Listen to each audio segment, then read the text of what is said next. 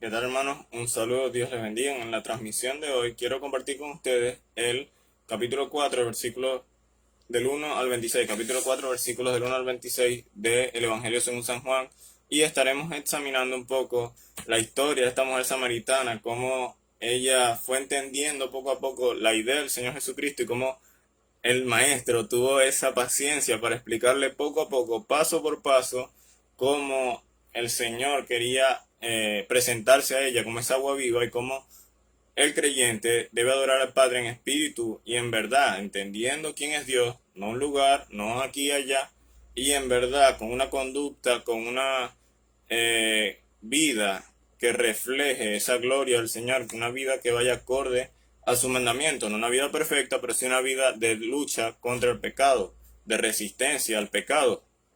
Y poniéndonos un poco en el contexto, el Señor Jesucristo, va a Galilea, está en Judea y quiere evitar la confrontación con los fariseos y se va a Galilea, pero tiene que pasar por Samaria, la ciudad de Sicar. Y quiero leer rápidamente porque son varios versículos. Quiero que leamos juntos del capítulo 6, perdón, del versículo 6 hasta del 5 al 26. Ya estamos en contexto y hablamos de que Cristo pasa por Sicar, pasa por Samaria, y de ahí en adelante vamos a estar leyendo el evento. Dice el versículo 5: llega pues a una ciudad de Samaria llamada Sicar, es decir, el Señor Jesucristo, cerca del templo, perdón, cerca del campo que Jacob dio a su hijo José.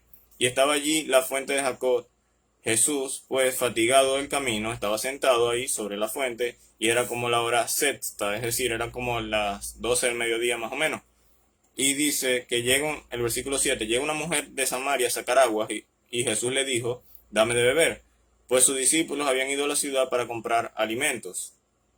Y le dice entonces la mujer samaritana, como tú siendo judío me pides de beber a mí, que soy una mujer samaritana, porque los judíos no comparten con los samaritanos. Respondió Jesús y le dijo, si conocieras el don de Dios y quién es el que te dice, dame de beber, tú le pedirías y él te daría agua viva. Le dice la mujer, Señor, ni vasija tienes y el pozo es hondo. Es decir, ¿de dónde pues vas a sacar esa agua viva? Ella no estaba entendiendo lo que el Señor le estaba planteando, lo que el Señor le estaba explicando.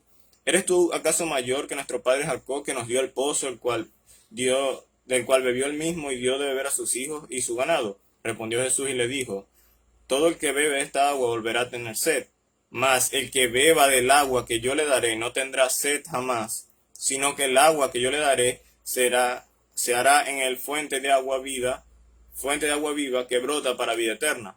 Le dice la mujer, Señor, dame esa agua para que no tenga sed, ni venga aquí a sacar más agua. Y le dice el Señor, corta de una vez la conversación, y el Señor le dice, ve, busca a tu marido y ven acá. Respondió la mujer y le dijo, no tengo marido. Y Jesús le dice, bien has dicho que no tienes marido, porque 5 maridos tuviste y el que ahora tienes no es tu marido. En esto has dicho verdad. Le dice la mujer, Señor, estoy viendo que tú eres profeta. Y el versículo 20 dice, nuestros padres adoraron en este monte, y vosotros decís que en Jerusalén está el lugar donde se debe adorar. Dice la mujer, nuestros padres adoraron aquí y ustedes dicen que es allá. ¿Dónde es por fin? Jesús le dice, mujer, créeme que viene una hora cuando ni en este monte ni en Jerusalén adoraréis al Padre. Vosotros adoráis lo que no sabéis, nosotros adoramos lo que sabemos, porque la salvación viene de los judíos, pero viene una hora, y ahora es, cuando los verdaderos adoradores adorarán al Padre en espíritu y en verdad, porque también el Padre busca a tales adoradores que le adoren. Dios el Padre es espíritu, y los que le adoran deben adorarlo en espíritu y en verdad. Versículo 25, le dice la mujer, sé que viene el Mesías, que es el llamado el ungido, cuando él venga nos declarará todas las cosas.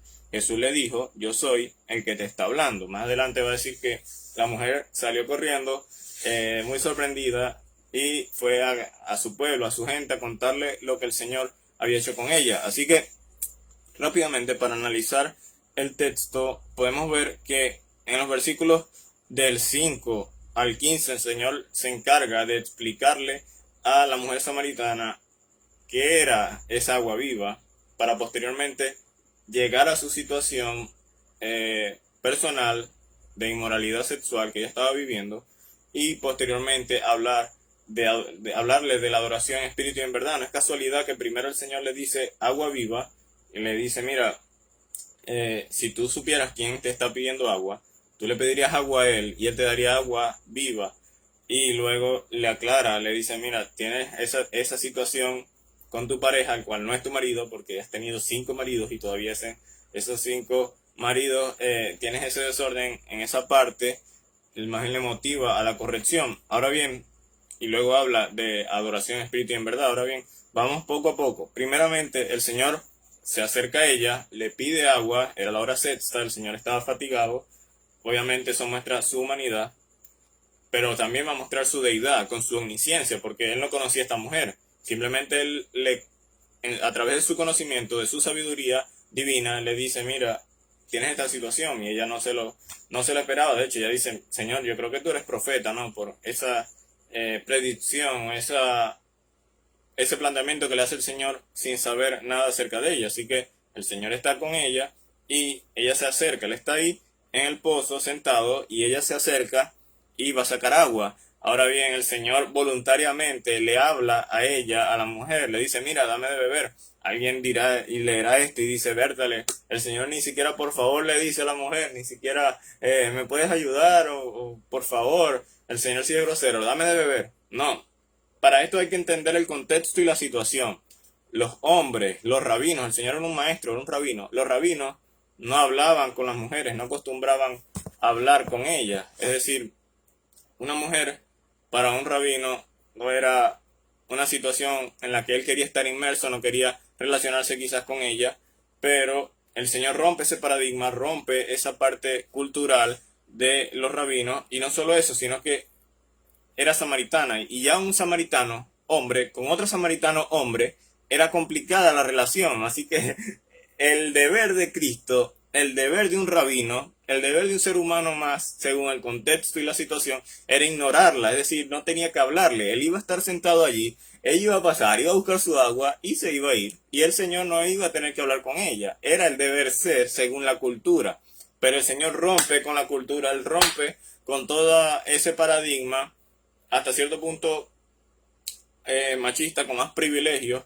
para el hombre, pero que luego él rompería también con estos argumentos al decir, mira, ese divorcio que ustedes alegan, que los fariseos alegaban, ustedes dicen de que se lo dio Moisés, Moisés lo permitió por la dureza de su corazón, porque desde el principio, desde el jardín del Edén no era así. Así que el Señor también para acá y para allá enseña, redarguye y edifica integralmente. Entonces, ¿cuál es el deber del Señor? No pararle a la mujer, ella pasara, no pasaba nada.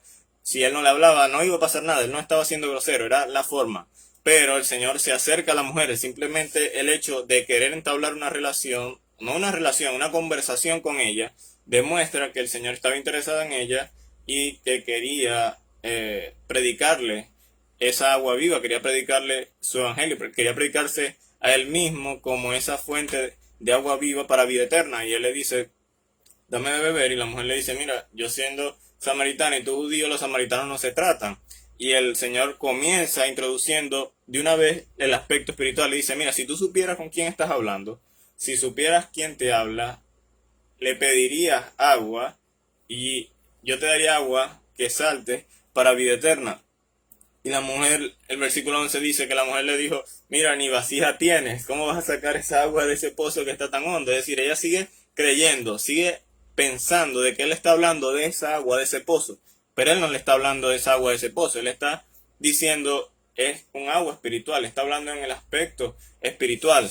Así que podemos ver cómo el Señor poco a poco, paso por paso, la va encaminando hacia el aspecto que él le quiere mostrar. Así que la mujer sigue diciendo, ¿eres tú acaso mayor que nuestro padre Jacob, que dio de beber a sus hijos y a su ganado? Y respondió Jesús, no, el Señor Jesucristo le pudo haber dicho, sí, yo soy más grande que Jacob, yo soy antes que Jacob, yo elegí a Jacob, pero no, el Señor no va con esa parte, porque él se está centrando en el aspecto del agua. Él está usando la figura del agua para evangelizarla a ella, para ganarla a ella, así como usa en una región de sembradores, usa la parábola de la semilla; en una región de pescadores, usa la parábola de la red, que el reino de los cielos es semejante a una red que saca los peces y aparta a unos y aquí a otros. Esa es la parábola. Él está usando de acuerdo a la situación, al contexto, usa figuras específicas para dar a entender a las personas cuál es su mensaje. Y es lo que le está hablando. El Señor nos responde y le dice, mira, yo soy más grande que Jacob. Él dice, todo aquel que beba de esta agua que tú estás creyendo que te estoy hablando, va a tener sed. Yo no te estoy hablando de esta agua, yo te estoy hablando de un agua que si tú me la pides a mí, yo te la voy a dar y tú no vas a tener más sed, sino que va a saltar esa agua como ríos de agua viva para vida eterna. Es decir, esa agua te va a satisfacer espiritualmente, es lo que le quiere decir el Señor Cristo. Él es esa agua viva, Él es el único camino, Él es el único Dios, Él es el único medio que puede permitirle al hombre llegar al Padre y puede satisfacer esa necesidad espiritual que tiene el hombre, la cual fue colocada por Dios a propósito para Él llenarla. Desgraciadamente el hombre utiliza otras cosas o se acerca a otras religiones o a otros dioses falsos con el fin de llenar esto, pero al final es algo que es insaciable para el hombre. Su necesidad espiritual solo puede ser saciada por el Creador mismo, porque Él es el que lo conoce, Él es el que lo hizo. Y dice el versículo 14, más el que beba esta agua que yo le daré, no tendrá sed jamás. Es decir, el que beba esa agua de ese pozo físico que tú me estás diciendo que está aquí, va a tener sed, pero el que beba del agua que yo le daré no tendrá sed jamás, sino que el agua que le daré será en él una fuente de agua de vida que brota para vida eterna. Y entonces la mujer dice, bueno, Señor, dame esa agua, porque si no voy a tener sed jamás, entonces así no voy a tener que venir de nuevo a este pozo todos los días a buscar agua, que estoy cansada, que levanto peso y voy aquí, allá vengo, bueno, dame esa agua para yo no venir más para acá. Pero ella sigue sin entender que el Señor está hablando agua de vida eterna. Por eso el Señor de una vez ya corta esa parte e introduce otro aspecto, que es el aspecto moral. Le dice, ve y llama a tu marido y ven acá. O sea, uno cree que le está hablando de otra cosa, pero no. Él, primero el Señor le intenta explicar lo del agua, ella no lo entiende, y luego le dice, ve y llama a tu marido y ven acá. Y respondió la mujer, dijo, yo no tengo marido. Y el Señor le dice, bueno, bien has dicho que no tienes marido, porque 5 maridos has tenido, y este que tienes, es decir, el sexto, tampoco es tu marido. Así que debes arreglar esa situación. Y la mujer le dice, bueno, señor, estoy viendo que eres profeta. Ya ella empieza como que a interesarse, empieza a mostrar, empieza a como que acercarse a la idea que el Señor le quiere transmitir, la cual ella no entendió con el agua. Él le dice, bueno, busca a tu marido, y él le revela su situación con su omnisciencia. Él muestra su omnisciencia allí porque no la conocía, y ella dice, bueno, Señor, me parece que tú eres profeta. Ahí es que apenas empieza la mujer samaritana a entender el mensaje de Cristo, cuando él confrontó, de una vez le dijo su situación y confrontó con su pecado. Quizás esto puede tomarse como que el Señor fue grosero, el Señor no tuvo tacto, ¿cómo le va a sacar eso así en cara? Debemos entender de que Él está hablando a solas con ella. Esto no es una predicación, no hay público, los discípulos no están, los discípulos llegan después. Así que esto en sí no es una falta de respeto a la mujer. No la está denigrando, no la está condenando, simplemente le está diciendo su pecado. Y ese debe ser un mensaje del Evangelio. Muchos dicen que el cristianismo no condena, que los cristianos no pueden condenar a las otras personas. La palabra condena al ser humano, la palabra me condena a mí por ser pecador, y por obra y gracia del Señor, por su soberanía, por su amor, yo soy salvo, no por mis obras, porque si fuera por mi fuerza, no podría llegar al Padre. Charles Spurgeon dijo que mejor es dar un salto e intentar pasar de una orilla a otra orilla del océano completo con un salto, es decir, algo absurdo, porque no vas a llegar cuando mucho 3 metros para la infinidad de metros que tiene el mar. Mejor es intentar eso que hacer el esfuerzo por ganar el cielo con las obras, o decir, hacer el esfuerzo por llegar al Padre por medio de mis obras. Así que el hombre está incapacitado. En sí, el cristianismo, el evangelio, es mostrarle al hombre esa incapacidad que tiene. Está destituido de la gloria de Dios. Romanos 3:23 dice que por cuanto todos pecaron, están destituidos de la gloria de Dios. Así que ese es el mensaje del evangelio. El Señor le expone esa situación a ella, ¿no? No puede haber evangelismo, no puede existir evangelismo sin mostrarle a la persona que es pecadora, porque de nada sirve mostrar una cura si no hay una enfermedad. De nada sirve mostrar la gracia y la salida si no hay una ley a la que se está violando y una pena por la cual hay que pagar. De nada sirve el sacrificio de Cristo si no se explica la situación del ser humano. Uno no puede predicar más gracia que ley, y generalmente debe ser más ley que gracia, porque es la forma en la que la persona entiende su incapacidad y puede ir al Padre humillada, la persona humillado, el ser humano, para clamar por misericordia y entender de que solo Cristo, a través de su sacrificio, tenemos salvación, y solo Cristo paga esa deuda que tenemos con el Padre a causa de nuestro pecado, a causa de nuestras ofensas contra Él. Así que eso es lo que está haciendo el Señor Jesucristo, le muestra su pecado y le dice a la mujer, me parece que eres profeta, así que apenas empieza a entender. Y dice el versículo 20, nuestros padres adoraron en este monte, vosotros decís que en Jerusalén está el lugar donde se debe adorar. Así que en esta parte, luego de que ella dice que es profeta, ya el Señor deja que ella empiece a analizar, porque estaba hablando con ella acerca del agua y el Señor es el que de una vez le habla y saca el tema de su marido. Ahora ella entiende que él es profeta, que es más que un profeta, obviamente, es omnipresente, omnisciente, omnipotente. El Cristo en ese momento era omnisciente, obviamente quizás no omnipresente, pero sí tenía el conocimiento de lo que estaba pasando en el mundo. Y ella comienza a interesarse y ella aborda el tema de la adoración. Dice, nuestros padres adoraron en este monte y vosotros decís que es en Jerusalén donde se debe adorar. Y Jesús ahí le responde el Señor. Ella saca esa afirmación y el Señor le responde. Jesús le dice, créeme que viene una hora cuando ni en este monte ni en Jerusalén adoraréis al Padre. Vosotros adoráis lo que no sabéis, nosotros adoramos lo que sabemos, porque la salvación viene de los judíos. Es decir, ustedes tienen una falsa concepción de la adoración porque no entienden que Dios es omnisciente, Él es omnipresente, Él es omnipotente, Él está en todo lugar, su gloria llena el universo, es decir, su gloria está en todo lugar, no hay que limitarse a un lugar específico. Ustedes no entienden eso, y los judíos, nosotros sí lo entendemos porque el Señor es espíritu y Él se ha revelado a través de su palabra como omnisciente, Él está en todo lugar. Y concluye diciendo esa parte de que la salvación viene de los judíos. Él mismo se muestra como ese camino, esa salvación que viene étnicamente de los judíos, era la promesa para el pueblo de Israel y para el mundo y todos aquellos que serían salvados. La salvación viene de los judíos, así que ustedes deben entender de que ni en este monte ni en aquel. Y le dice el versículo 23, dice el Señor y responde, la salvación viene de los judíos, versículo 23, pero viene una hora, y ahora es cuando los verdaderos adoradores adorarán al Padre en espíritu y en verdad, porque tales adoradores busca el Padre que le adoren. Es decir, el Señor le está diciendo, mira, esa forma de adoración de ustedes está errada, está desviada, porque no entienden quién es Dios. Y Él busca adoradores. ¿Por qué utiliza estas dos palabras? En espíritu y en verdad.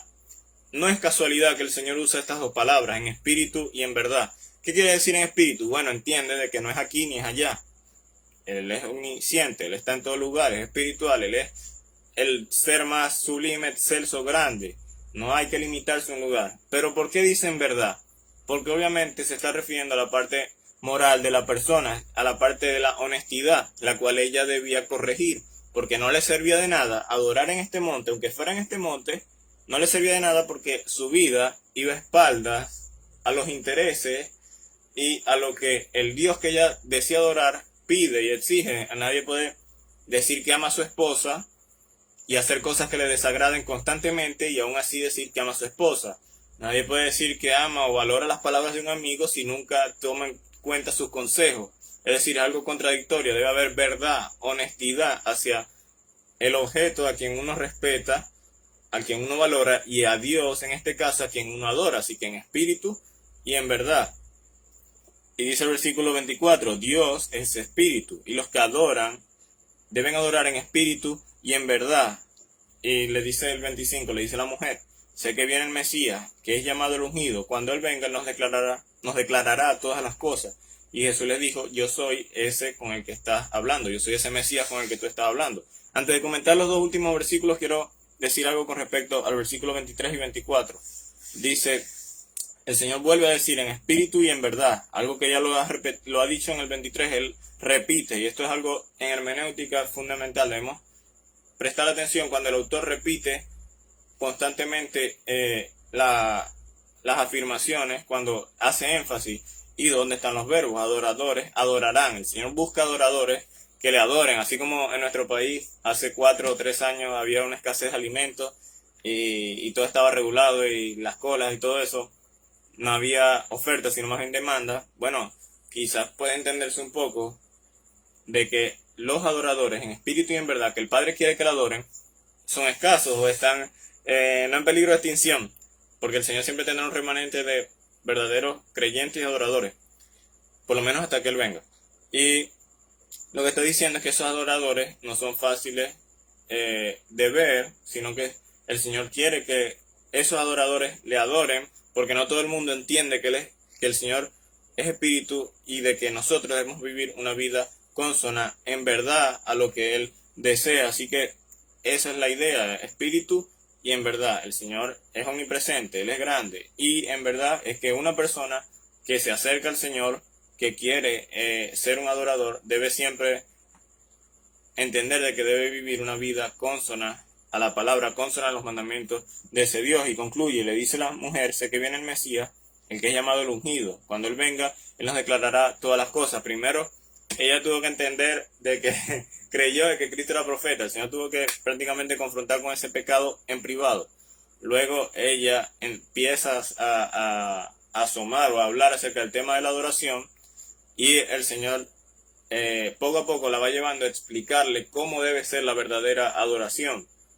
Y por último, el mensaje final, el broche de oro, es que ella comprende y el Señor se expresa a sí mismo, se expresa a ella, se muestra a ella como ese Mesías prometido, ese Mesías que vendría a salvar al pueblo de Israel, y no solo al pueblo de Israel, sino a los gentiles. Así que podemos creer por fe de que esta mujer fue salva, de que esta mujer entendió el mensaje del Señor Jesucristo. Y aquí podemos ver dignidad para la mujer. El Señor está dignificando a la mujer samaritana, porque Él no tenía por qué hablar con ella, simplemente por ser mujer, y mucho menos por ser extranjera y ser del pueblo de Samaria. Un hombre samaritano con un judío ya de por sí no se trataba, mucho menos con una mujer, por el tema cultural que existía en ese momento. Así que, ¿qué podemos aprender de este pasaje? Número uno, el Señor es el agua viva. Solo Él es el que puede saciar la sed y el vacío espiritual del ser humano. Número dos, el Señor quiere que la adoremos en espíritu y en verdad, primero con nuestra conducta, con una vida que lucha con el pecado, que golpea el pecado todos los días, que asesina al pecado todos los días, no perfecta, pero sí que intenta resistir al pecado. Y en verdad, esa es la parte de verdad, y en espíritu, entendiendo quién es Dios, cuáles son sus atributos. Ningún adorador o ningún salmista, llámese salmista o himnista, puede adorar al Señor a espaldas de la Escritura o desconociendo los atributos. Nadie puede adorar y clamar y elevar adoración acerca de los atributos de Dios o de las maravillas de Dios si antes no las conoce. Tiene que conocerlas, porque ¿cómo va a adorar a un Dios que no conoce? Entonces, como dijo C.S. Lewis, estudiar, mejor dicho, no estudiar teología no te va a truncar tu deseo de adorar a Dios. Lo que va a hacer es que adores a un Dios que hace tu mente, un Dios falso que no es el Dios de la Escritura. Es decir, abstenerse de entender la Biblia, estudiar teología. No me refiero a un seminario 4, 5 años, 8 años, lo cual es necesario y bueno para todo aquel que tenga el llamado, y todo cristiano que quiere estudiar teología, amén, está bien. Y no despreciamos, de hecho valoramos la teología, y gracias a Dios por esos hombres y mujeres de Dios que son profesores. Gracias a Dios por el Instituto Bíblico de Benecer aquí en Venezuela, por el ICANN, el Instituto de Capacitación Misionera y Teológica, específicamente aquí en Falcón. Damos las gracias a Dios por eso, pero lo que debemos entender también es de que todo cristiano debe entender, por lo menos generalmente, la palabra, por lo general, entender los atributos de Dios para poder adorarlo en espíritu y en verdad, entender quién es Dios, sus atributos. No se puede adorar a un Dios el cual se desconoce, porque el ser humano va a llenar su mente de concepciones erradas, falsas a lo que es Dios generalmente.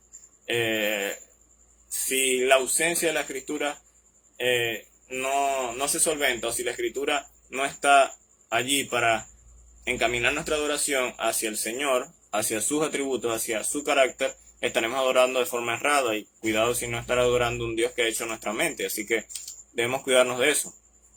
Y bueno, ese es el mensaje que quería compartir con ustedes. El capítulo 4, versículos del 1 al 26 de Juan. Pueden examinar más adelante los versículos.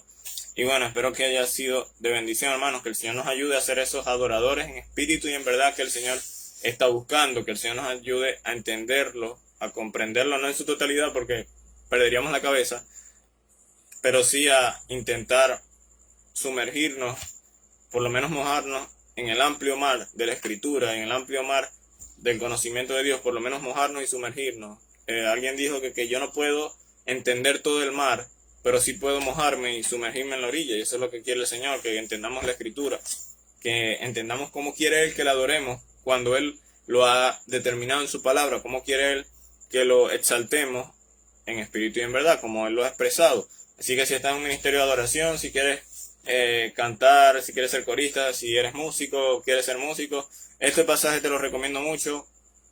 Obviamente los pasajes de David, de los Salmos, pero este pasaje, este versículo, según mi opinión, es muy importante para todo aquel que quiera ser un adorador en la parte musical, porque todo creyente es adorador, todos somos adoradores, todos rendimos culto a nuestro Dios. Así que el Señor les bendiga, hermanos. Recuerden suscribirse al canal Siempre Escritura en YouTube y a seguirnos por Facebook en Siempre Escritura. Estaremos organizándonos para tener una serie de lives, de algunos estudios acerca de una carta específica, y estaremos también publicando más videos en nuestro canal. Así que Dios les bendiga, hermanos. Un saludo, cuídense mucho.